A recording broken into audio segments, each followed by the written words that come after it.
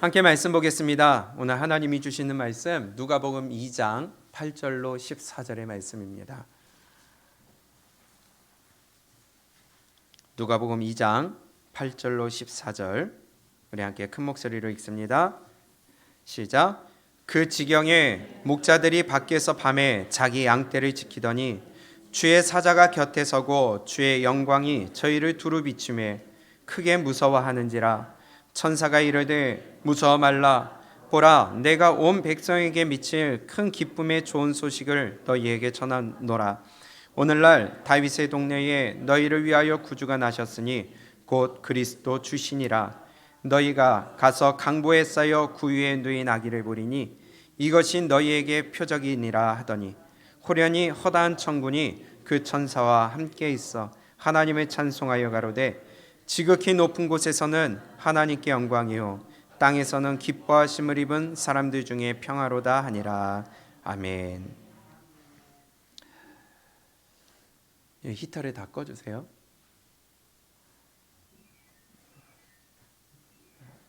아침 일찍부터 보일러를 틀어서 이제 따뜻하실 것입니다.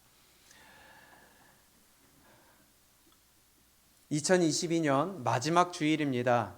그리고 또 공교롭게도 오늘이 또 성탄절입니다. 지난 한 해를 돌아볼 때에 참 하나님께 감사한 일들이 많이 있어요.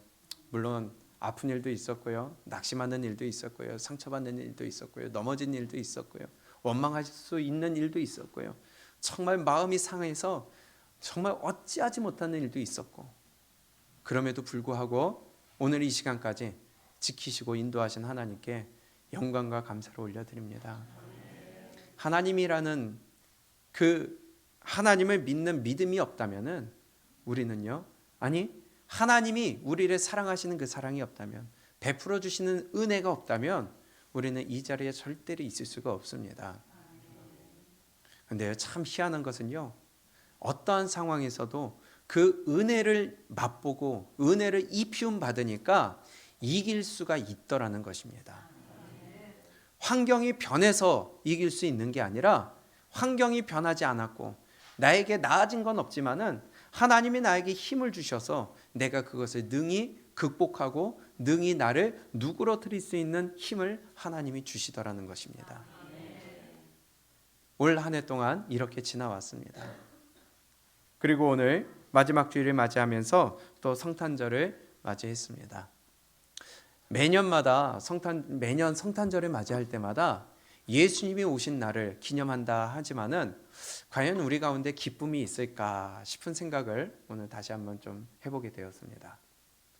매번 맞는 주일처럼, 매년 맞는 어떤 절기처럼 우리가 그렇게 맞이해서는 안 되는 것 중에 하나가 바로 이 성탄절입니다. 왜냐? 그분은 죽으러 오셨거든요. 올 한 해 동안에 여러분들의 마음 가운데, 가정 가운데, 여러분들의 생활 가운데 정말 기쁜 일이 뭐가 있었어요? 오늘 말씀에 10절에 보게 되면 예수님의 탄생 소식을 가리켜서 큰 기쁨의 좋은 소식이라고 하셨습니다. 큰 기쁨의 좋은 소식. 여러분들에게는 올해 가장 큰 기쁨의 좋은 소식이 뭐가 있어요? 연봉이 오른 거? 월급이 오른 거? 아니면 내가 원했던 게 이루어진 것? 혹은 우리 승태에게는 대학 합격한 거. 그렇죠? 참 감사한 일입니다. 참 큰 기쁨의 좋은 소식이 될 수 있습니다. 또는 오늘 점심을 내셨는데 예일이 우리 김동욱 성도님 그리고 박유진 성도님 가정에 귀한 아들이 주신 이 귀한 일도 참 기쁘고 큰 기쁨의 좋은 소식이 될 수 있겠습니다. 얘기가 나왔으니까 애가 우상이 되면 안 됩니다. 애 떠받들지 마세요. 애한테 절절 매지 마세요. 믿음으로 키우시고 애 방치해도 지가 살아요. 절대로 우상되지 마세요. 특히 부모가 먼저 우상되면은 애는요 망가지게 됩니다. 믿음으로 키우시고 이제 애에게 쩔쩔매지 말고 애를 아들이지 하나님이 주신 선물로서 하나님께 올려드리는 완성품으로 내가 만들어 나아가야지 그게 우상이 돼서 쩔쩔매면 절대로 안 됩니다. 좋은 얘기하다가 그냥 죄송합니다. 또 무슨 일이 또 좋은 일이 있을까요? 또 우리 이재 선생님 또 이직을 했어요. 예, 요즘같이 어려운 시기에 좀 좋은 직장으로 이직하게 돼서 감사합니다. 침례를 받았어요. 그러게 또 첫 침례식이 있었습니다. 참 1년을 돌아볼 때 참 감사한 일들이 많이 있습니다. 가정에 어떤 경사도 있었을 거고요. 여러 가지 좋은 일이 있었을 텐데 오늘은 성탄절로서 예수님의 탄생하신 것을 가리켜서 큰 기쁨의 좋은 소식이라고 성경은 우리에게 말씀하고 있습니다. 그런데 성경은 예수님의 탄생을 가리켜서 기쁨의 소식이라고 했는데 그 기쁨의 소식을 맞는 오늘 이 시간에 우리들의 마음은 과연 그것이 기쁨으로 다가올까? 한번 우리가 생각해 봐야 되겠습니다. 감사는 하고 있을까? 많은 사람들이요 크리스마스 하면은 들떠 있습니다. 기뻐합니다. 잔치를 베풀고요. 막 사람들과 약속을 잡고요. 어디를 놀러 가고요. 좋은 거 먹고요. 평소에 안 먹던 좋은 분위기 좋은 데 가서 그래도 뭐라도 한번 먹고 싶어 하고요. 근데 그 사람들하고 예수님하고 뭔 상관인데 자기들이 그렇게 좋아할까요? 근데 우리는 그만큼이나 좋아할까요? 서로 기뻐하고 파티하고 즐기고 있어요. 근데 정작 그 사람들은요, 왜 기뻐하고 있는지 이유를 몰라요. 그렇지 않아요? 막 춤추고 있어요. 그런데 여기 왜 왔어요? 몰라요. 고기는 썰고 있는데 여기 왜 왔어요? 몰라요. 즐기긴 기쁘긴 즐거운데 도대체 왜 즐거운지를 모르고 있어요. 근데 과연 우리는 그만큼이나 즐거워하고 있을까요? 한번 우리가 생각해 봐야 되겠습니다. 여기 왜 오셨어요? 성탄절이 어떤 날이에요? 모르세요? 성탄절이 어떤 날이에요? 예수님 생일이에요. 예수님 탄생하신 날입니다. 그날을 기념하고 우리가 감사하고 기뻐하는 날이에요. 근데 왜 그날을 우리가 기념하고 기뻐하고 감사해야 될까요? 예, 그겁니다. 이날을 우리가 설레하고 기뻐해야 되고 감격하고 감사해야 될 이유가 우리는요 멸망받을 수밖에 없는 존재지만 예수 그리스도가 이 땅에 오심으로 말미암아 우리의 죄를 사해 주셨기 때문에 이날을 우리는 감사해야 되겠고 마땅히 기뻐해야 된다는 것입니다. 10절에 그래서 큰 기쁨의 좋은 소식을 너희에게 전하노라. 그 큰 기쁨의 좋은 소식이 뭐예요? 11절에 보니까 시작. 오늘날 다윗의 동네에 너희를 위하여 구주가 나셨으니 곧 그리스도 주시니라. 그리스도 기름 부음 받은 자라는 것입니다. 하나님의 아들 메시아라는 거예요. 왕이라는 거예요. 왕으로 오신 예수 그리스도 이 땅에 오신 것을 우리가 감사하고 기뻐하고 왜냐? 내가 해결할 수 없는 죄의 문제를 해결해 주시기 위하여 이 땅에 오셨기 때문에 감사하고 기뻐하는 날이라는 거예요. 그 예수님 왕 대신 예수 그리스도 메시아가 오신 것을 무엇으로 증거하셨느냐? 12절에 이렇게 기록해요. 시작.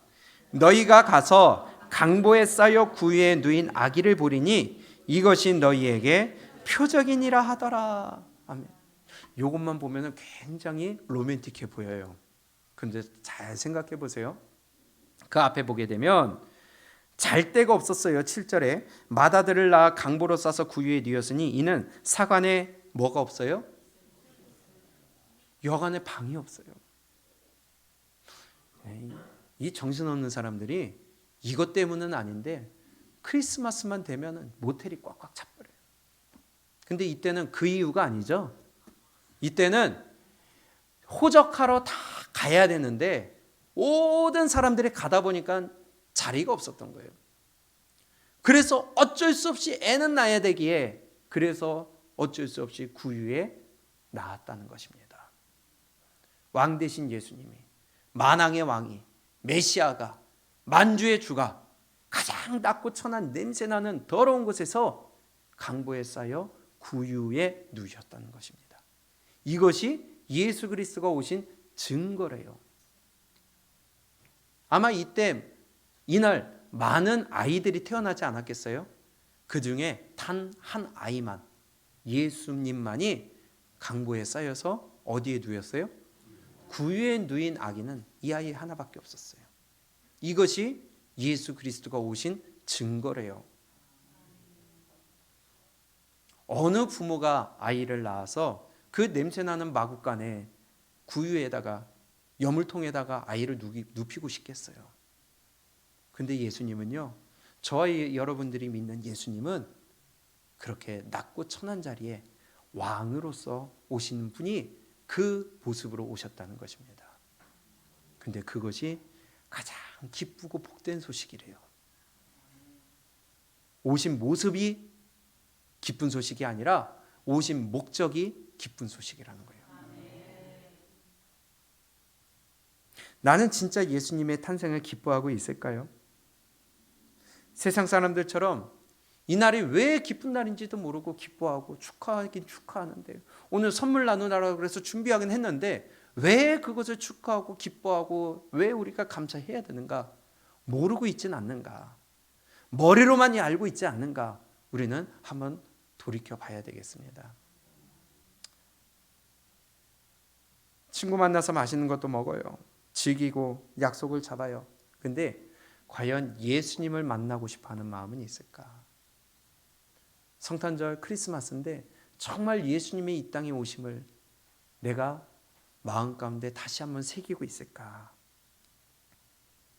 지금 말씀드렸다시피 예수님이 이 땅에 오신 이유, 목적이 있습니다. 여러 가지 이유가 있는데요. 전도하러 오셨고요. 병 고치러 오셨고요. 말씀을 전하기 위해 오셨고요. 가르치기 위해 오셨고요. 성령을 주시기 위해 오셨고요. 근데 이런 것들보다도 앞서는 가장 근본되는 이 땅에 오신 목적, 바로 죄의 사함을 위해 이 땅에 오신 것을 우리는 기억해야 됩니다. 가장 우선되는 것은 피 흘려 죽으시기 위해 오셨다는 거예요. 탄생과 함께 죽음이 준비된다는 것입니다. 죽기 위해 오신 거예요. 얻어맞기 위해 오신 거예요. 근데 그것이 본인 때문이 아니라 우리를 위하여, 온 인류의 죄를 위하여, 그것도 대신 지기 위하여, 대신 죽기 위하여. 참 어찌 보면은 안타까운 탄생이 아니라 한편으로 보면 참 저주스러운 탄생이라 보일 수도 있을 것 같아요. 비참한 탄생이라 볼 수 있을 것 같아요. 그러나 그분의 탄생이 있었기 때문에 저와 여러분들이 오늘 이 시간에 이 자리에 있을 수 있다는 것을 기억해야 된다는 것입니다. 구약시대 때는요, 죄의 문제를 해결하기 위해 제사를 지냈습니다. 제사를 드렸습니다. 그래서 양을 잡고 그 피를 흘려서 태워가지고 그 기름을 올려드림으로 말미암아 내 죄를 사해 주셨어요. 그러면 내가 지금 죄를 지어서 깨닫고 하나님 앞에 제사를 드립니다. 양을 잡고 소를 잡고 피를 흘립니다. 그러면 그것이 오늘 내가 그 피의 제사를 드렸으니까 내일이나 모레 내가 깨닫는 그 죄에 대해서 그것이 적용이 될까요? 안 될까요? 돼요? 안 돼요? 안 돼요. 그때 깨달았으면은 그때 또다시 피를 흘려야 돼요. 그리고 시간이 지나고 또 다른 죄가 생각나고 깨닫게 됐어요? 그러면 그때 또다시 피를 흘려야 돼요. 구약시대 때는 매번 피를 흘려야 됐어요. 하루에도 몇 번이나 피를 흘려야 됐어요. 한 번 피를 흘렸다고 해서 끝나는 게 아니에요. 그런데 죄의 문제를 해결할 때마다 그 일을 해야 됐는데 예수님이 이 죄의 문제를 해결하기 위해 오셨다는 것입니다. 그것도 단번에 한 번에 해결하기 위해 이 땅에 오셨다는 거예요. 만약에 예수님이 이 땅에 오시지 않았다면 우리 지금도 맨날 피 흘려야 돼요. 여기 피비린내가 잔뜩 있고요. 맨날 동물 끌고 여기 와야 되고요. 그 일을 해야 되는 것입니다. 그런데 예수님이 이 땅에 오셔서 피를 흘려주심으로 말미암아 그 보혈의 능력으로 모든 죄의 문제를 한 번에 해결해 주셨다는 것입니다. 우리 매번 드려야 되는 제사를 피를 흘려야 되는 것을 이제 안 해도 되는 것만 해도 감사할 수 있어야 되지 않겠어요? 그 얼마나 한편으로는 귀찮은 일이에요. 그런데 예수님이 이 땅에 오셔서 대신 죽으심으로 말미암아, 대신 피를 흘리심으로 말미암아 이제는 우리가 그 일을 하지 않아도 되게 되었다는 것입니다. 그것을 히브리서에서 이렇게 말씀해요. 히브리서 9장 26절에 우리에게 이렇게 말씀합니다.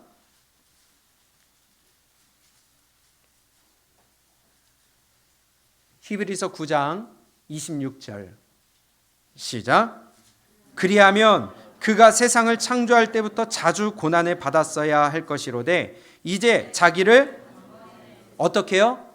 단번에 제사로 드려 죄를 없게 하시려고 세상 끝에 나타나셨느니라. 예수님이 이 땅에 오신 이유, 단번에 제사를 드림으로 말미암아 죄를 없이 하려고, 우리의 죄를 사해 주시려고 이 땅에 오셨다는 것입니다. 참 너무 감사해요. 여러 번도 아니고 한 번, 그 한 번에 우리의 모든 죄를 사해 주실 수 있는 능력이 예수님의 보혈에 있다는 것입니다. 이것을 위해 예수님이 이 땅에 오셨다는 거예요. 그리고 또 이렇게 말씀해요. 28절입니다. 시작. 이와 같이 그리스도도 많은 사람의 죄를 담당하시려고 단번에 들이신 바 되었고 구원에 이르게 하기 위하여 죄와 상관없이 자기를 바라는 자들에게 두 번째 나타나시리라. 아멘. 많은 사람의 죄를 담당하시려고 단번에 들이신 바 되었다. 한 번 죽으심으로 말미암아 온 인류의 죄를 사해 주셨다는 것입니다.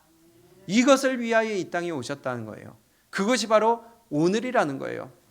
그래서 우리가 그것에 감사하고 감격하고 기뻐하는 것이 마땅하다는 것입니다. 그런데 우리는 이 죄의 문제를 해결해 주신 예수님 앞에 얼마나 기뻐하고 감사하고, 오늘 이 자리가, 성탄절이 어떻게 우리에게 큰 기쁨의 좋은 소식이 될 수 있을까요? 우리는 하나님 앞에 다시 한번 우리의 마음을 다잡을 수 있기를 바랍니다. 온 인류의 피를 다 흘린다 할지라도 예수님의 보혈 한 방울에도 미치지 못하는 것이에요. 근데 그분이 친히 인간의 몸을 입고 이 땅에 오신 것만이 아니라 인류의 죄를 대신하여 십자가에 죽으시고, 아니 나의 죄를 대신하여 십자가에 죽으시고 피 흘리심으로 말미암아 모든 죄를 단번에 해결해 주셨다는 것, 감사할 수 있어야 되겠습니다. 천국은 거룩한 자만이 갑니다. 예수님이 우리를 대신하여 죽으시고 피 흘리심으로 말미암아 우리의 죄악되고 더러운 모습을 거룩하게 바꿔주셨다고 그랬어요. 천국은요, 거룩하지 못하면 못 갑니다. 거룩한 자만이 가는 곳입니다. 그래서 히브리서 10장 10절에 이렇게 표현해요. 시작. 이 뜻을 조차 예수 그리스도의 몸을 어떻게 해요? 여기도 몇 번에? 단번에 들이심으로 말미암아 우리가 거룩함을 얻었노라. 여러 번 죽지 않았어요. 만약에 예수님이 여러 번 죽어야 우리의 죄가 사해진다면 그분은 전능자가 아니에요. 그 피는 보혈이 아니에요.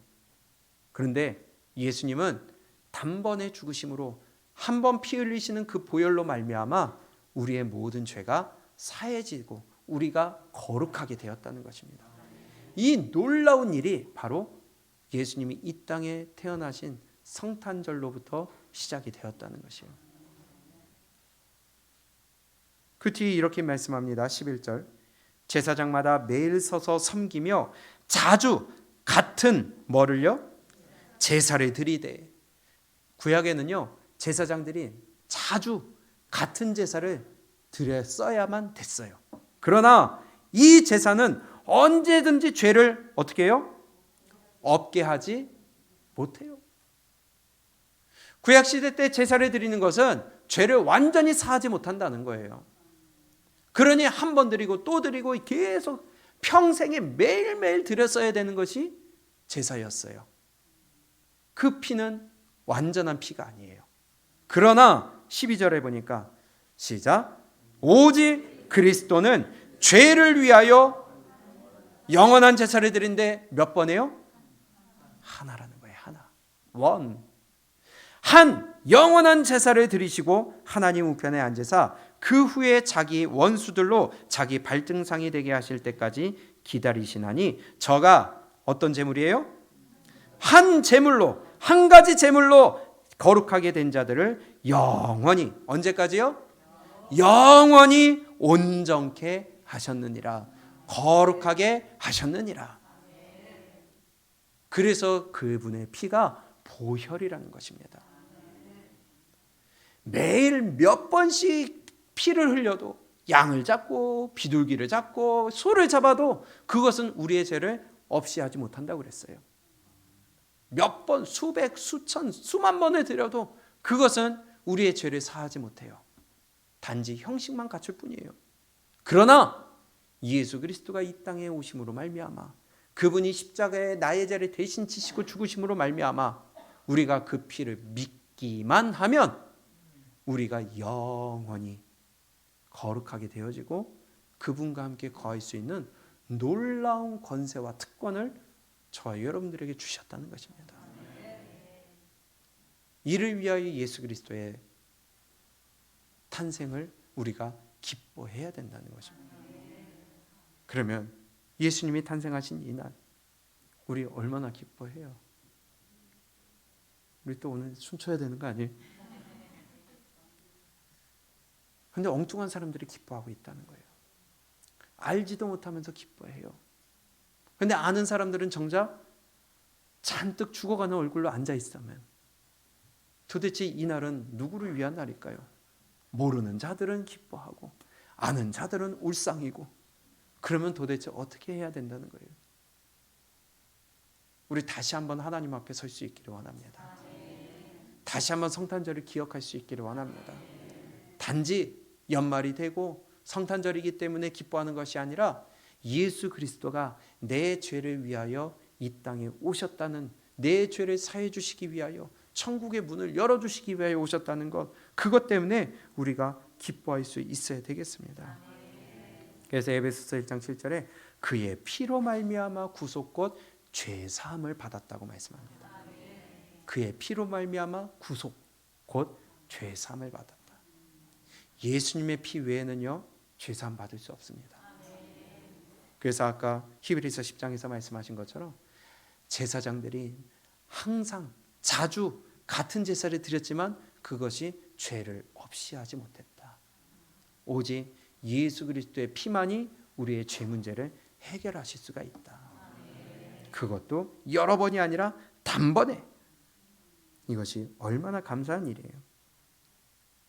내가 해결할 수 없는 죄의 문제를 인하여 멸망할 수밖에 없는 우리의 존재였습니다. 그런데 예수님이 그 문제를 대신 해결해 주셨어요. 몇 번에 걸쳐서? 단 한 번에. 이걸 요즘에 플렉스했다고 그래요. 감사합니다. 예수님이 우리의 죄를 위하여 한 번에 그냥 플렉스해 버렸어요. 한 번에 해결해 버렸어요. 조금 해결해 주고 너 나 믿으면은 요만큼 내가 해결해 줄게. 그리고 또 다시 잘하면은 조금 더 해결해 주고 그 다음에 해결해 줄게. 이런 희망 고문이 아니에요. 단번에, 한 번에. 이분이 저와 여러분들이 믿는 예수님이십니다. 내가 갚을 수 없는 빚이 있다고 쳐요. 정말 내가 평생 갚아도 갚을 수 없는 은행 빚이 있어요. 그런데 누가 그거를 그냥 단번에 그냥 플렉스 해버렸어요. 그냥 한 번에 갚아줘 버렸어요. 그 사람한테 정말 머리를 조아리고 감사해야 되지 않을까요? 근데 그의 비칠 수 없는, 비할 수 없는 우리의 죄를 예수 그리스도가 이 땅에 오심으로 말미암아 한 번에 해결해 주신 그날, 바로 성탄절, 큰 기쁨의 소식, 좋은 소식을 오늘 전해 주셨다는 것입니다.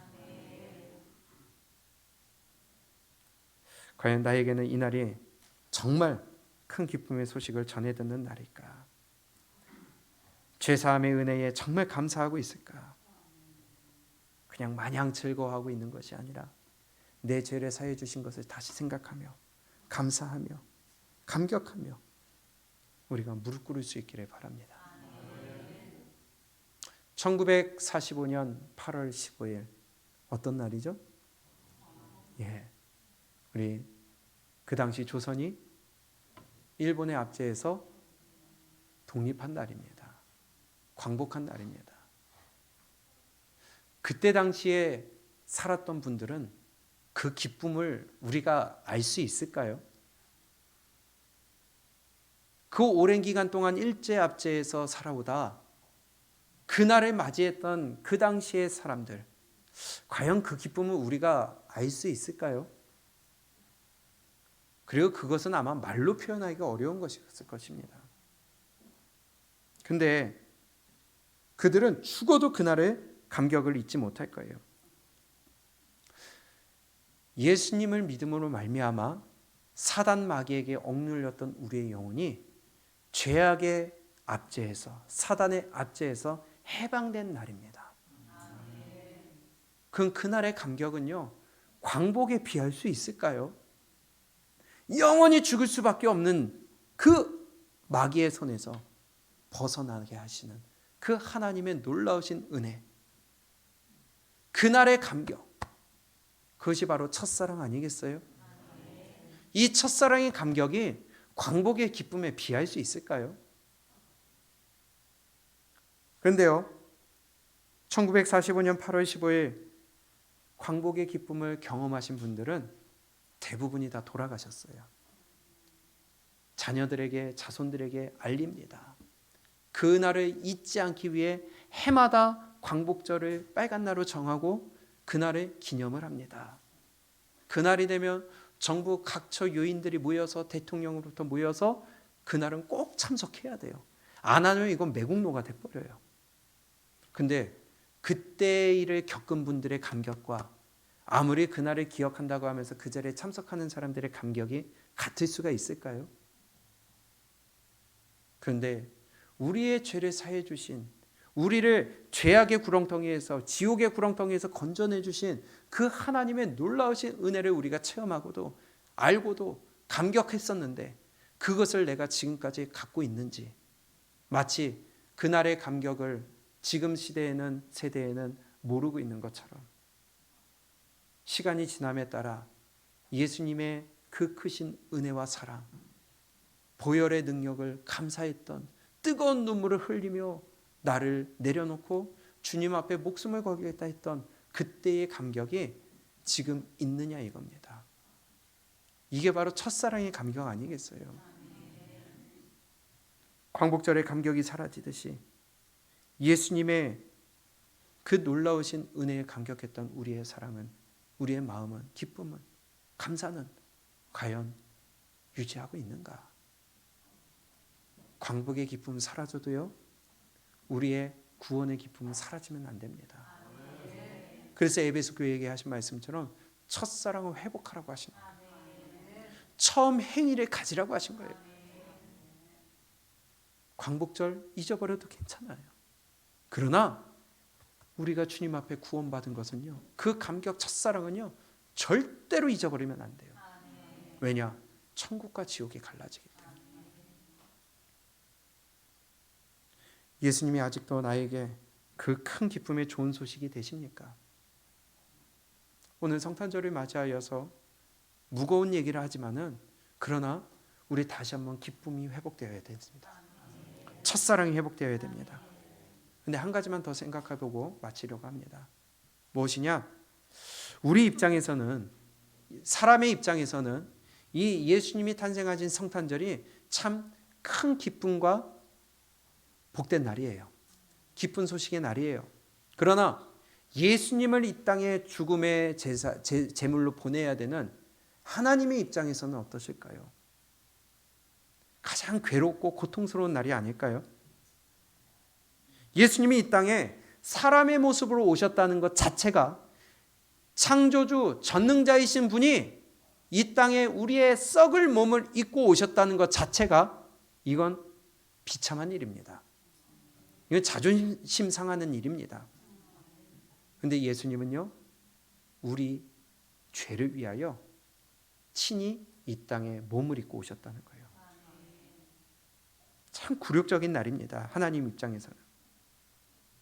창조주가 피조물의 모습으로 왔어요. 그것도 가장 비천한 자리에서, 냄새나는 곳에서, 따뜻하지도 못하고 구유에 그냥 강보에 쌓여서 그냥 놓인 그 모습, 정말 자존심 상하는 일이지만 예수님은 친히 그 모습을 입고 오셨다는 거예요.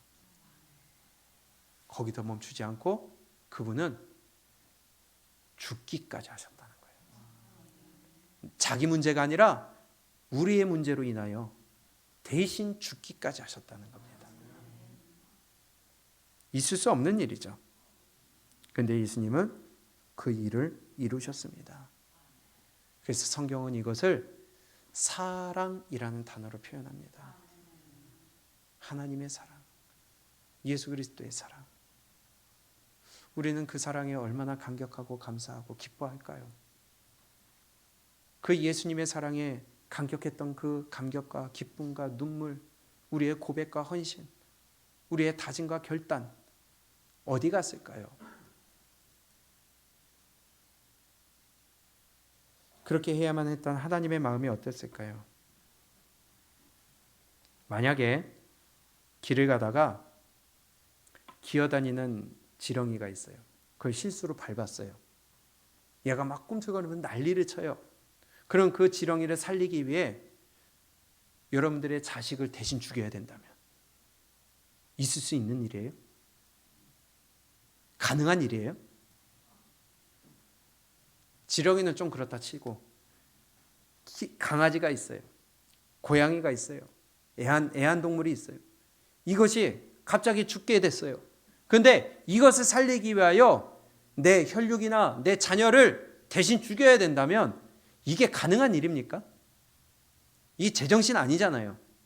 아무리 내가 키우고 있는 애완동물이 귀하고 생명이라 할지라도요, 이 동물을 살리기 위해 내 자식을 대신 죽인다는 건 말도 안 되는 일입니다.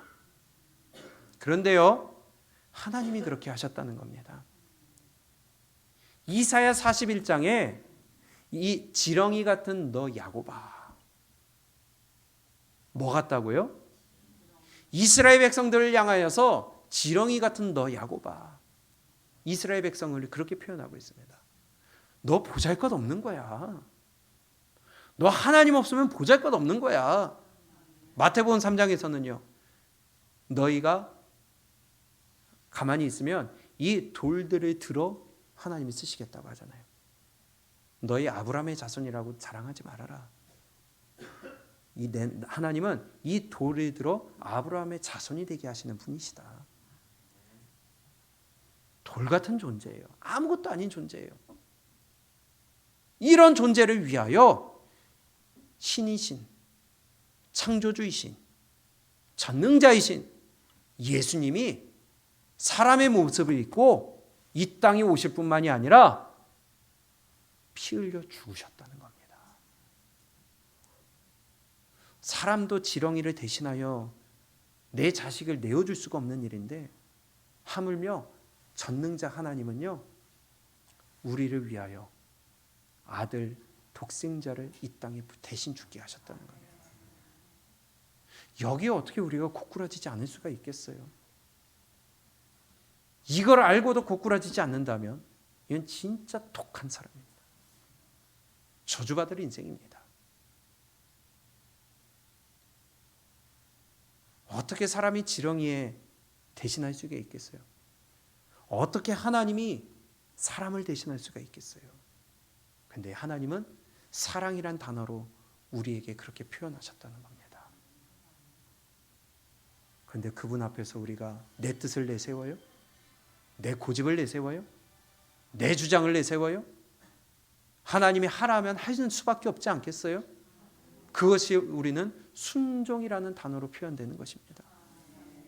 사랑 앞에서는요, 순종이 나타나야 돼요. 감격 앞에서는요, 순종이 나타나야 돼요. 근데 뭘 그렇게 잘나타고 삐대고 뻐기고 고개 뻣뻣하게 세우고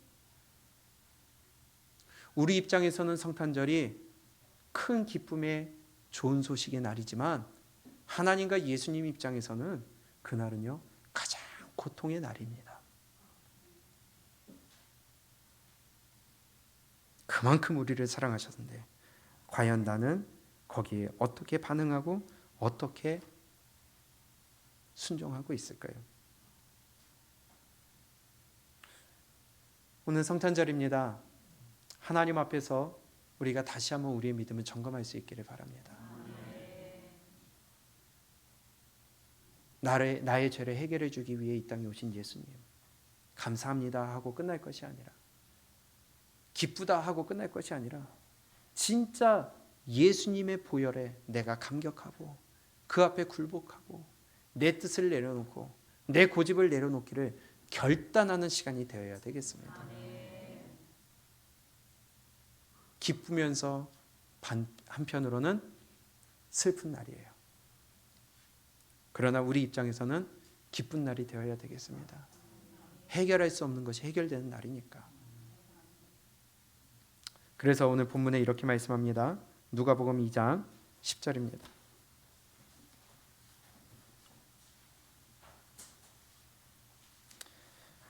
시작. 천사가 이르되 무서워 말라. 보라, 내가 온 백성에게 미칠 큰 기쁨의 좋은 소식을 너희에게 전하노라. 오늘날 다윗의 동네에 너희를 위하여 구주가 나셨으니 곧 그리스도 주시니라. 아멘. 이것이 큰 기쁨의 좋은 소식이라고 그랬어요. 그리고 14절에 이렇게 말씀합니다. 시작. 지극히 높은 곳에서는 하나님께 영광이요 땅에서는 기뻐하심을 입은 사람들 중에 평화로다 하니라. 아멘. 지극히 높은 곳에서는 하나님께 영광, 천사들은 하나님께 영광을 올려드려요. 그러나 땅에서는 누구에게요? 기뻐하심을 입은 사람들 중에 뭐가 있어요? 평화로다. 예수님이 이 땅에 오셔서 내 죄를 사해 주신 것을 기뻐할 수 있는 사람들에게 평화가 있어요. 그 보혈의 능력을 정확하게 믿고 따라가는 사람들에게 평화가 있어요. 이 땅에도 평화가 있지만 하나님과의 관계 속에서 평화가 있어요. 죄악의 담이 허물어져요. 여러분들에게 평화가 있기를 바랍니다. 말로만, 생각으로만, 입으로만 하나님 기쁩니다, 감사합니다가 아니라 그 사랑에 감사하는 표현은 순종입니다. 지극히 높은 곳에서는 하나님께 영광이요 땅에서는 기뻐하심을 입은 사람들 중에 평화로다. 하나님 예수님의 그 보혈의 능력 우리 기뻐할 수 있고 그리하여 여러분들 마음 가운데 평화가 가득 넘치는 여러분들의 신앙생활이 될 수 있기를 축복합니다. 보혈의 능력을 매일 듣는데도 주일마다 듣는데도 마음에 평화가 없어. 늘 거부가 일어나고 반항이 일어나고 불순종이 나오면 불편함이 있다면 왜냐? 하나님 앞에 보혈의 능력을 아직 체험하지 못한 거죠. 보혈의 능력을 체험하면요 기쁨이 나오지 않을 수 없습니다. 감사함으로 봉사하지 않을 수가 없어요. 헌신하지 않을 수가 없어요. 결단하지 않을 수가 없어요. 그게 성경의 말씀입니다. 우리 다시 한번 하나님 앞에 예수님의 탄생을 기념하고 감사하고 축하하는 이 시간, 이날 우리 주인공 되신 예수님만 우리가 높일 수 있기를 바랍니다. 오늘 성탄절을 맞이하여서 진정 기쁘고 감격하는 그런 날이 되어야 되겠어요. 첫사랑을 회복하는 날이 되어야 되겠어요. 이 날의 주인공은 예수님입니다. 산타가 아니에요. 그래서 세상에 물들면 안 된다는 거예요. 세상 가치관에 속으면 안 된다는 거예요. 예를 들어서 여러분들의 생일 잔치를 하기 위해서 모였어요. 사람들이. 야 축하해 하면서 모였어요. 그런데 딱 내 생일 때문에 모였는데 나만 쏙 빼놓고 자기들끼리 놀고 있어. 왕따 시켜놓고 있어요. 기분 좋겠어요? 오늘의 주인공은 나야. 그런데 나만 쏙 빼놓고 자기들끼리 딴짓하고 놀고 있어. 거기 끼워주지도 않아. 도리어 내 생일이라고 해서 모였는데 다른 사람을 축하하고 있어요. 이건 잘못된 거 아니겠어요? 성탄절은 예수님의 생일인데, 예수님이 주인공인데 산타가 주인공이 돼버렸어요. 온통 교회 안에서도 산타 모자를 쓰고 산타 복장을 하고, 안 되는 일입니다. 입장 바꿔 생각해 보세요. 내 생일인데 나는 없어지고 다른 사람이 축하를 받고, 나에게 선물 주기는커녕 다른 사람들과 함께 즐기고 있다면 나만 빼놓고, 이건 정말 기분 나쁜 일이잖아요. 예수님이 그러고 계신다는 겁니다. 우리는 교회 안에서 산타 사라져야 됩니다. 예수님만이 높아져야 됩니다. 혹이나 마음속이라도 실수로라도 이런 일이 없어야 되겠어요. 애들의 동심을 깬다고요? 참 안타까운 말이 어떤 목사님 입에서 나와요. 크면 알기 때문에 애들의 동심을 깨지 말래요. 산타 없다는 소리 하지 말래요. 어렸을 때부터 믿음이 올바로 세워져야 됩니다. 우리 인생의 주인공이 누구신지를 올바로 알아야 됩니다. 이날은 예수님의 날이에요. 예수님으로 인하여 큰 기쁨의 좋은 소식을 듣고 그로 인하여 죄사함 받아 거룩하게 된 날입니다. 우리 이날 하나님 앞에 감사하며, 그래서 예물을 드리고, 그래서 기뻐하고, 그래서 우리가 하나님께 영광 올려드리며, 우리 오늘 시간 하나님을 높이는 첫사랑이 회복되는 시간이 될 수 있기를 바랍니다. 예수님이 이 땅에 오신 이유를 바로 알고 주인공을 기억하고 축하하고 기뻐할 수 있는 우리 모두가 되시기를 주님의 이름으로 축복합니다.